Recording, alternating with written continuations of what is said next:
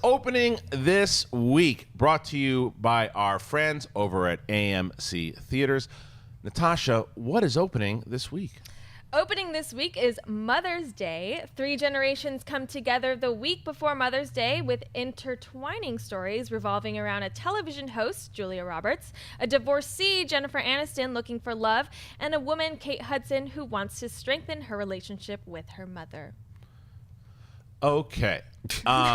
So this movie, Gary Marshall now, who was great back in the day with movies obviously like Pretty Woman and I Love the Flamingo Kid. That's a movie a lot of people I don't think have seen. It's a movie that might be remade and should be remade. But he's been doing a lot of these things, these Valentine's Day, these ensemble casts, and they do well because, they play on the holidays. What I can tell you about this is that I saw the movie. What I can also tell you is that there is an embargo on the film. The movie comes out tomorrow and the embargo drops tonight. Take that for however you want to perceive that. I'm going to ask my 2 panelists here too. You hear that this movie is coming out, Mr. Riley. Is it something that you're going to take the lady to, or is it something that you tell her it never came out in the theater and they were lying to you?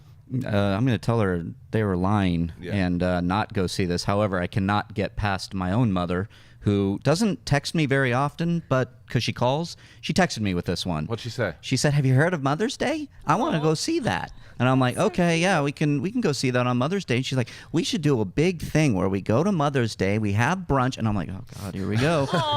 And it's very cute. Okay, and I'm gonna do it. I'm gonna take my mom to Mother's Day because she's like, "Oh, Julia Roberts, ooh, Jennifer Aniston. I wonder what they're doing in it." I'm like, "They're." Yeah. It was originally called One Day Embargo. Clark, are you excited about this one at all? Nope. Do you think Gary Marshall still has it? Why should anyone be looking forward to this movie coming out? Do you think is there any way that people that are excited about it, they can enjoy it? Sure. If they look like Mr. Riley's mother. Yeah.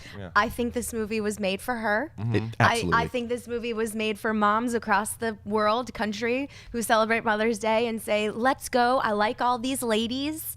It looks sweet. Let's go have brunch and go see it. My mom would not be into this. I can tell you that right now. My mom is sassy, but that's a different story. So she will not be going to see Mother's Day. But does Gary Marshall still have it? With some people, and I think we have a question about this later in the show, about people who are maybe working for paychecks.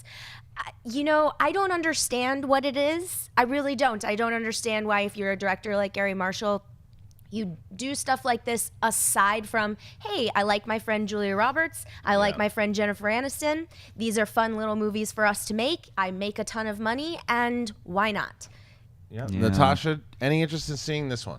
No, this is one bad movie that I am not interested in seeing. Nice. All right. But I will say, this is really funny. I watched the trailer for this. That night, I had a dream that I ran over Kate Hudson with a van. Because she made this movie?